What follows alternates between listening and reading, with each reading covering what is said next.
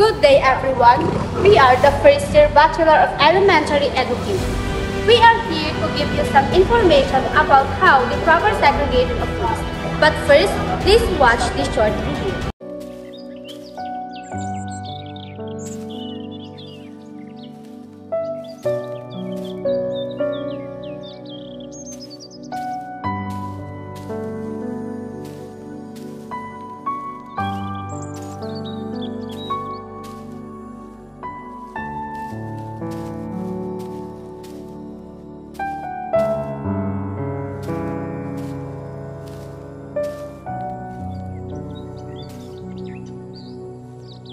Air and water treated.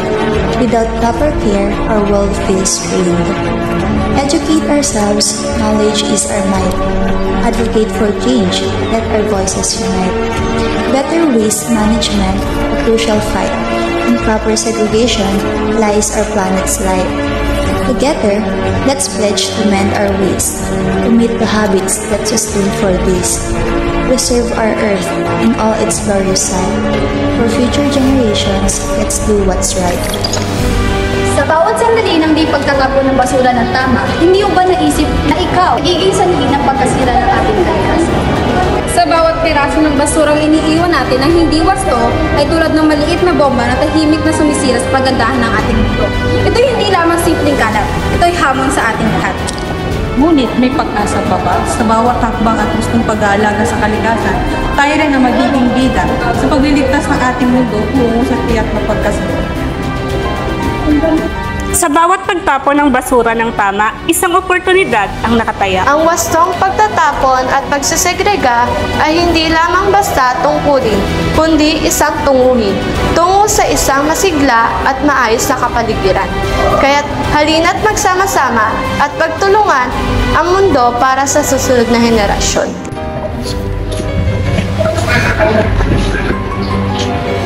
Ang biodegradable ay tumutukoy sa bagay na maaring i-decompose o masira ng natural sa pamamagitan ng microorganism tulad ng bakterya at fungi.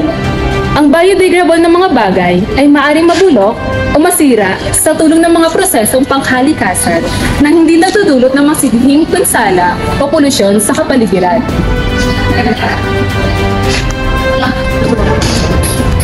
Ang mga bagay na maaaring itapon sa berdeng basurahan o biodegradable ay ang mga balat ng prutas, nabubulok na dahon, pirata ng gulay, at mga nabubulok na pagkain.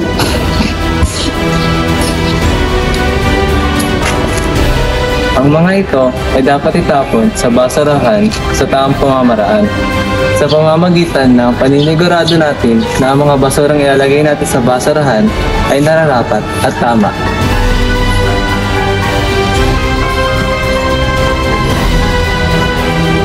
Ang wastong pagtatapon at segregasyon ng basura ay nakakatulong upang maprotektahan ang kapaligiran at maiwasan ang kontaminasyon, kaya't mahalagang matuto at matutuhan nating mga estudyante ang tamang gawin sa pagtatapon ng mga basura upang mapanatili ang kaayusan ng ating kapaligiran. Ngayon naman, ating pag-usapan ang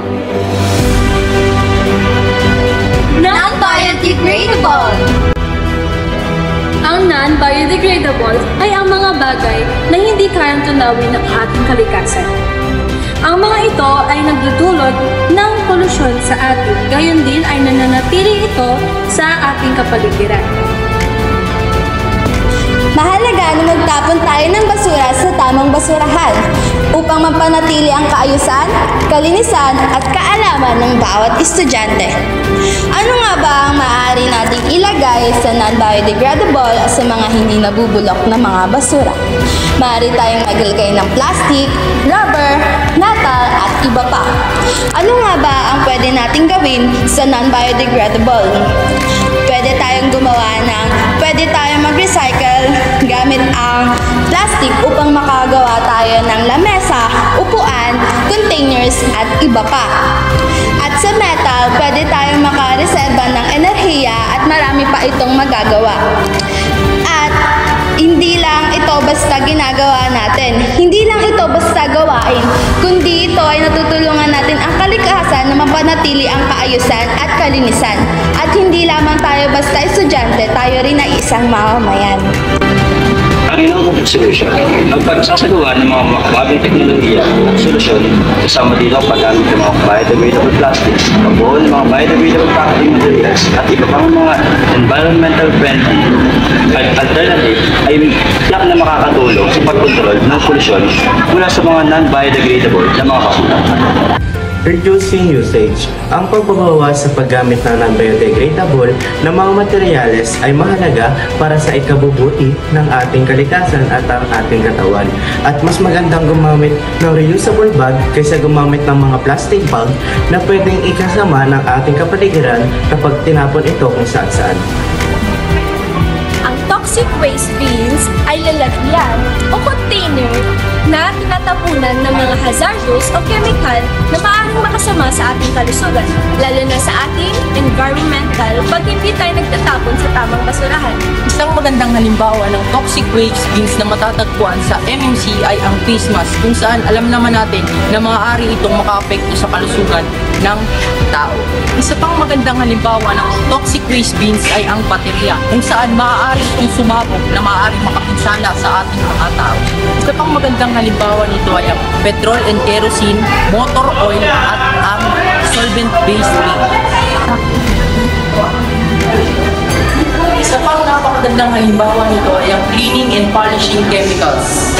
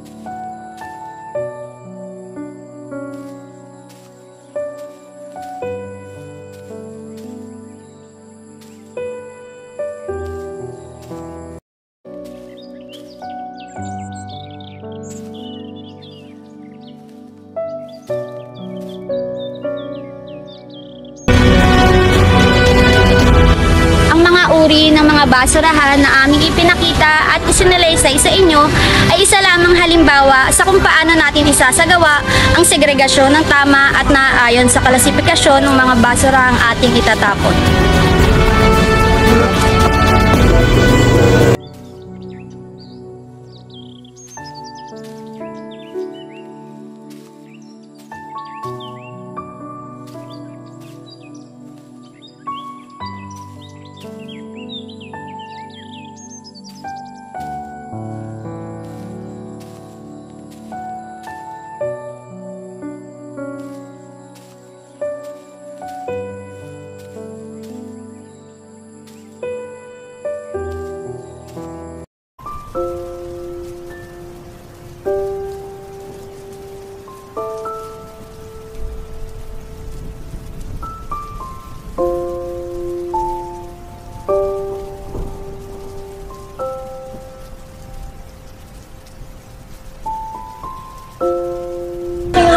Upang mabalik sa kaayusan at kapayapaan ang inang kalikasan. Simple at tamang pagtapon ng basura magsisimula Sa'yo, sa ating lahat ang pagbabago.